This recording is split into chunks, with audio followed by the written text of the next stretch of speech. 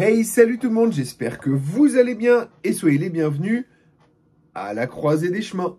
Oui, je suis à l'intérieur et non, il ne fait pas nuit ou presque nuit. Là, il est 9h30 en pleine journée, mais la météo est tellement dégueu, dehors ça dégueule de flotte, on est à moitié inondé. C'est super agréable de bosser dehors de ce temps-là. Et donc du coup, j'avais juste pas envie de bosser dehors, ni aujourd'hui, ni hier d'ailleurs, où c'était encore pire. Et je voulais plutôt vous parler d'un sujet qui m'intéresse énormément. Et c'est une discussion que j'ai eue avec Christophe du Jardin des Sources. Vous savez, on aime beaucoup discuter ensemble. Je vous invite d'ailleurs à revoir le dernier live qu'on a fait qui, des dires de certains, était un très bon live. Et c'est vrai qu'on a pris vraiment plaisir à discuter des différents sujets qu'on a abordés. Mais aujourd'hui, je voulais vous parler de l'expertise. Et je voulais vous parler de l'avancée en autonomie. Et d'ailleurs, c'est vrai que du coup, je fais pas de vidéo en extérieur, mais là, j'ai vraiment pas envie d'y aller. C'est vraiment ultra désagréable et j'en profite pour avancer. Vous voyez, j'ai mon ordi à côté, j'avance de l'administratif, ma programmation de saison, etc. Bref, on parlait avec Christophe d'avancer en autonomie. Et le constat est parti premièrement, du fait que beaucoup de gens sur la partie YouTube de l'autonomie, alors c'est pas forcément les meilleurs, hein, d'ailleurs souvent les gens les plus avancés en autonomie ne sont pas sur YouTube, et je m'inclus dedans, hein, bien entendu. L'expertise acquise dans un milieu professionnel, c'est quelque chose d'important. Lorsque vous avez un métier, idéalement, vous devez être expert dans votre métier pour travailler pour le mieux. Il y a des métiers qui exigent plus d'expertise, d'autres moins d'expertise. Et moi, ce que j'ai constaté, c'est que souvent, les personnes qui ont la plus grande expertise dans un domaine ont souvent des lacunes dans d'autres domaines. Je vais prendre un exemple que ma maman m'a cité il y a quelques années. Lorsqu'elle travaillait encore, elle était assistante de direction dans une entreprise de transport frigorifique. Son métier, c'était, en tant qu'assistante de direction, c'était, je ne vais pas dire de tout faire, mais c'était d'aider les commerciaux, le directeur, les différents cadres dans leur organisation. Ma mère a vu passer, je ne sais plus combien, je crois que c'était en 30 ans de carrière dans cette entreprise, ou 35 ans de carrière dans cette entreprise. Elle a vu passer au moins une cinquantaine de commerciaux, si ce n'est plus. Il y avait un turnover très très important. Il n'y avait pas beaucoup de commerciaux dans cette entreprise, mais il y avait un turnover très important. Elle en a vu beaucoup, et donc du coup, elle a pu dresser un genre de profil type. C'est des mecs, pour beaucoup, qui étaient vraiment experts dans leur domaine. Elle m'a dit que beaucoup d'entre eux avaient vraiment du génie pour ce qui était du marketing, du commerce, mais beaucoup d'entre eux avaient des lacunes dans beaucoup d'autres choses. Orthographe, et encore là je parle que du milieu professionnel, orthographe ou orthographe, organisation, tout ce qui est à côté en général. Et comme c'était une entreprise à échelle importante, mais l'agence où elle était, c'était quand même assez humain, ils discutaient. Et des fois, ils nouaient des amitiés et elle a pu devenir amie, enfin mes parents ont pu devenir amis avec certains des commerciaux, ou tout du moins, au moins aller manger une fois ou deux les uns chez les autres. Et elle a constaté que même dans leur vie privée, ces personnes très expertes et qui étaient reconnues pour leur qualité d'expertise dans leur travail, n'étaient pas très douées dans d'autres domaines. Elle m'a dit la quasi-totalité, voire même la totalité de ceux qu'elle a pu rencontrer dans le privé n'étaient pas du tout bricoleurs. Pour la plupart d'entre eux ne savaient pas cuisiner. Enfin, il y avait plein de choses comme ça où ils n'étaient pas compétents. Eh bien, il se trouve que moi, c'est plutôt l'inverse. Et je pense que pour un travail d'autonomie, il faut être expert en généralité. C'est beau, hein? C'est pas de moi.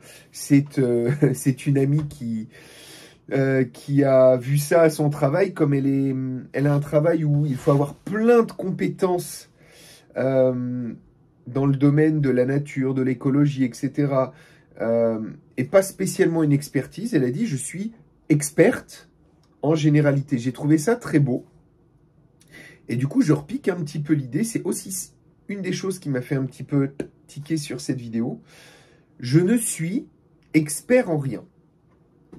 Pour autant, je suis capable, et je pense que c'est ce que tout bon autonomiste devrait savoir faire, je suis capable de faire énormément de petites choses, et même de grosses choses. Par exemple, j'ai fait toute mon électricité au camping en partant de zéro. C'est-à-dire que je n'avais même pas le boîtier EDF, il a fallu vraiment partir de zéro. J'ai fait toute mon électricité en triphasé, dans les normes. Le conçu est passé, il était bluffé par le travail effectué. Par contre, un électricien aurait mis 2 fois, voire 3 fois moins de temps que moi. J'ai fait toute ma maçonnerie, tout mon travail du bois. Un maçon, un menuisier aurait travaillé beaucoup plus vite que moi. J'ai monté tous les logements de mon camping, enfin quasiment tous.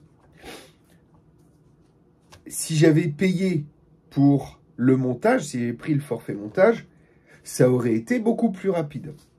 Et des exemples comme ça, j'en ai plein. Je fais une partie de ma comptabilité. J'ai quand même une comptable parce que c'est obligatoire, mais je ne vais pas aussi vite qu'une comptable. Je fais toute la maintenance de mon site internet, mais un webmaster irait plus vite. J'ai moi-même planifié, et ça c'est le domaine où je suis assez compétent, j'ai moi-même créé tout mon projet de A à Z professionnel. J'ai fait toutes les démarches administratives, j'ai fait tous les plans du camping, etc. Un architecte, qui m'aurait coûté cher, eh bien il aurait fallu que je paye 10% du prix total du projet, donc très cher, pour pouvoir avoir cet architecte, etc., etc. Vouloir absolument être le meilleur dans un domaine, c'est une erreur. Certaines personnes, également, veulent absolument qu'on reconnaisse leur travail exceptionnel. Moi, ce que je fais, je pense, est bon. Exceptionnel, je ne sais pas, mais je fais beaucoup de choses. Je produis une partie de ma nourriture. Ce n'est pas encore énorme, mais j'en achète une partie. C'est pas grave. Ce n'est pas une erreur. Excusez-moi, j'ai été déconcentré. Ben oui, tu me déconcentres, toi. J'ai également des bâtiments, un grand atelier. Pour autant, je n'ai pas le plus gros atelier ou le plus de bâtiments. J'ai quelques panneaux solaires qui me payent mon électricité. J'ai également des petits panneaux solaires pour la recharge de mon téléphone, de mes lampes, etc. en cas de coupure d'électricité, ce qui est arrivé quand même 2 fois en 2 ans, une fois 2 jours, une fois 5 jours. Je m'en sors. J'ai pas la plus belle installation photovoltaïque, très technique, qui, en cas de problème, pose souci si jamais on n'est pas relié au réseau. Je suis toujours relié au réseau. C'est vu par certains comme une aberration, parce que quand tu es autonome, il faut être autonome en tout. Personnellement, je ne suis pas hyper avancé en termes d'autonomie énergétique. Et d'ailleurs, ça ne m'intéresse pas. Je préfère réduire au maximum ma consommation énergétique.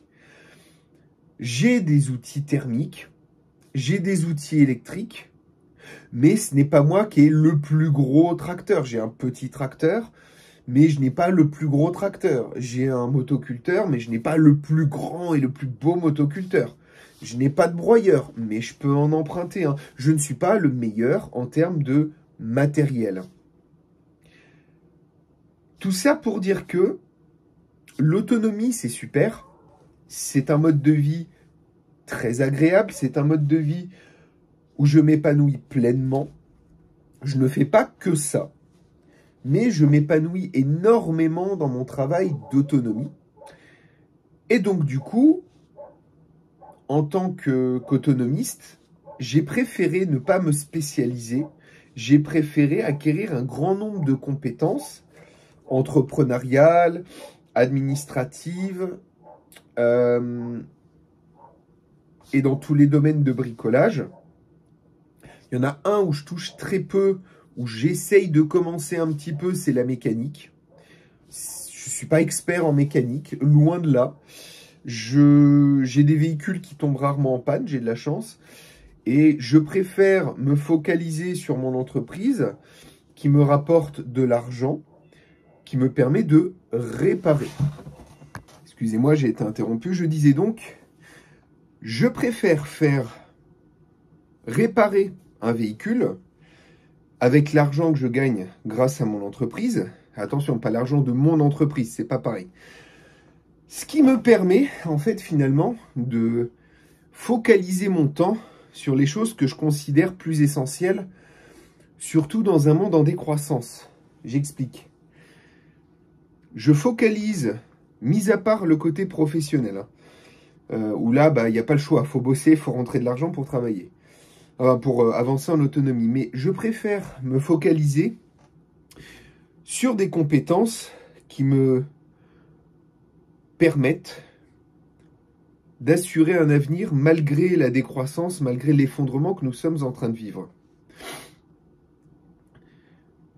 La mécanique, je pense que ça va se réduire. Je préfère apprendre à... Excusez-moi. Je préfère apprendre à réparer mon vélo. Puisque, pour moi, c'est l'avenir du transport. Peut-être que je me trompe. Peut-être que c'est la voiture électrique et que la croissance...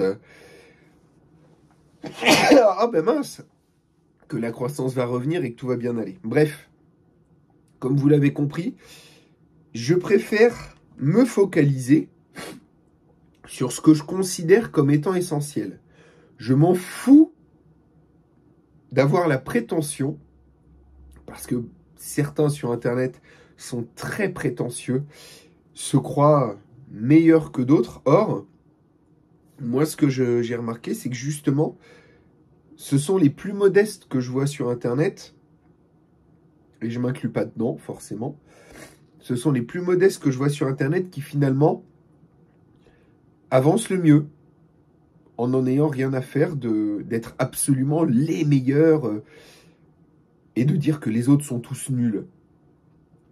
Et finalement, lorsque des événements arrivent et qu'ils remettent en question les difficultés, enfin l'installation que l'on a, qu'ils remettent en question des années de travail, lorsque ces difficultés arrivent, eh bien finalement, ce sont ceux qui non seulement ont pris l'habitude de prendre des coups parce qu'ils ont une entreprise ou parce que ils ont une installation très rustique, très sommaire, ou parce qu'ils n'hésitent pas à changer de vie, à changer de lieu.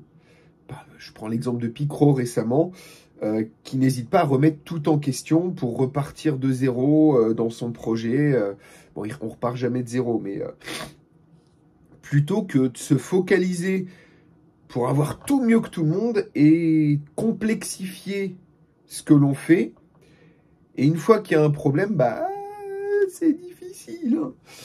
Alors que tous ceux qui ont diversifié leur palette de compétences, quand il leur a... alors déjà, et tous ceux qui tapent vraiment dans le dur et à qui il peut arriver des difficultés, comme moi avec une entreprise c'est beaucoup de contrariétés, une entreprise c'est beaucoup de difficultés, eh bien tous ceux qui se sont diversifiés à la fois en termes de compétences, mais à la fois aussi en termes d'installation, en termes de... comment dire, ouais, enfin, vous voyez ce que je veux dire, quoi. Tous ceux qui ont vraiment une grande diversité dans ce qu'ils ont entrepris, finalement, qui ont l'air peut-être moins avancés ou moins compétents, ben finalement, ne s'abattent pas à la moindre difficulté puisqu'ils ont élargi leur panel de compétences, ils ont élargi leur, comment dire, leur vision de l'autonomie, et finalement, ce sont eux les plus avancés. Je vais prendre un exemple, Vénus. Vénus est tellement habituée à vivre à la dure que la moindre contrariété va pas la mettre au fond du gouffre parce qu'elle a diversifié sa palette de compétences. Alors certes, d'aucuns diraient oui, elle vit comme une clocharde, etc. Pas du tout. C'est quelqu'un qui est habitué à vivre à la dure et qui s'en sortira bien mieux que tous ceux qui complexifient tellement leurs installations et se focalisent sur certaines compétences bien précises en essayant absolument d'être le meilleur ou la meilleure dans ce domaine et qui finalement, à la moindre contrariété, s'écroulent. Bon après, voilà, nous n'avons pas tous les mêmes chances en termes d'entourage, dirons-nous. Et je pense que il est facile de se relever quand on a un bon entourage, mais pour ceux qui n'ont pas le choix que de ne faire appel qu'à leurs propres compétences pour réussir leur projet, eh bien, se diversifier dans ses compétences est, selon moi, la meilleure des solutions. Portez-vous bien, bon courage à tout le monde, et à très bientôt à la croisée des chemins. Salut tout le monde!